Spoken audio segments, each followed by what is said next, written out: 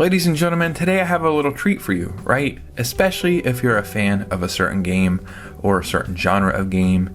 You know, normally I like covering a wide range of leaks and topics and rumors, but today we're focusing on just one, and arguably the most important one currently for me.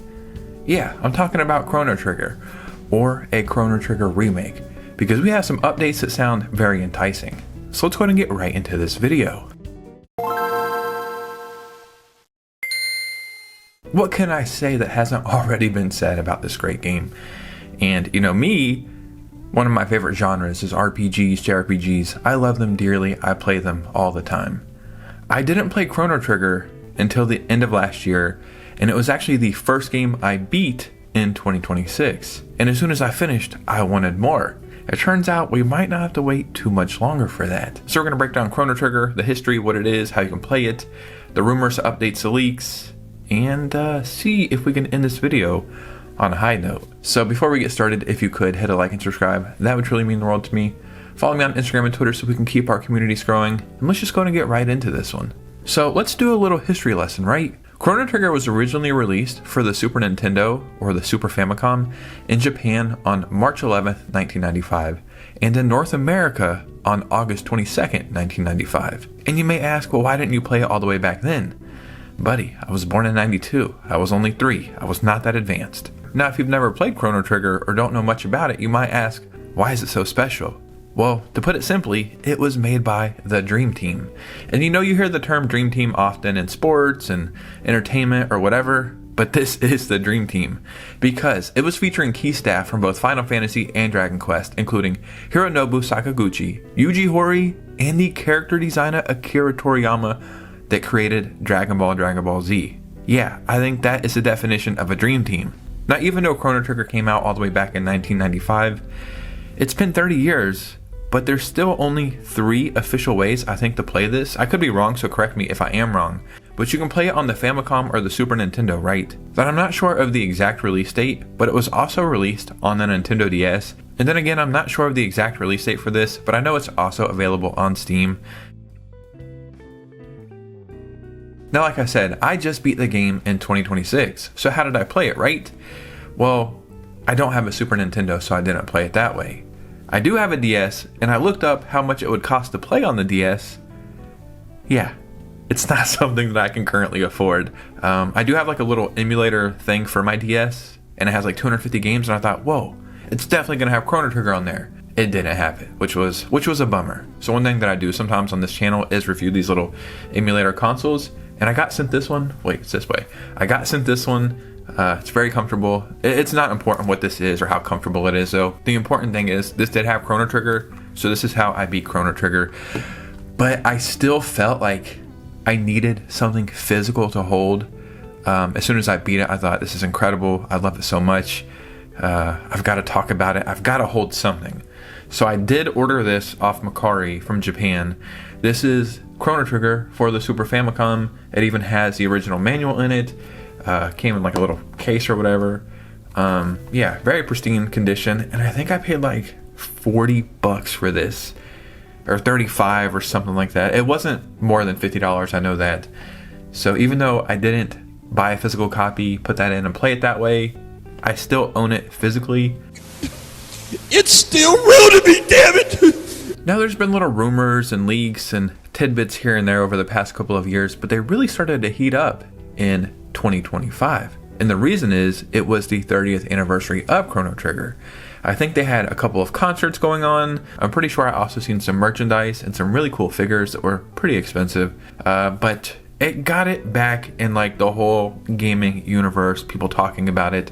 Zeitgeist, I think that's how people describe that stuff. But the 30th anniversary is really what got everybody talking about it again. But it wasn't just us gamers who were talking about it, because we got our first big like, whoa, what the hell's going on there moment. So I believe there was a talk show in Japan called Koso Koso Hoso Kyoku talk show live stream, and the Dragon Quest creator and Chrono Trigger supervisor Yuji Horii attempted to keep his lips sealed about where the series is heading. But in saying nothing, he actually said maybe everything. Quote, "I can't talk about that," Horii-san told the interviewer when asked whether the smaller anniversary events might be foreshadowing bigger developments down the line. He jokingly added clarifying statements like, "Wait, if I say that, you'll figure it out. Don't ask, and I'll get in trouble," before the panel decided to move on with the show. Now, he could be coy, just playing around, being playful, whatever. That could be the case. Me personally, I'm not buying it. I think that was the first real hint at something coming down the line.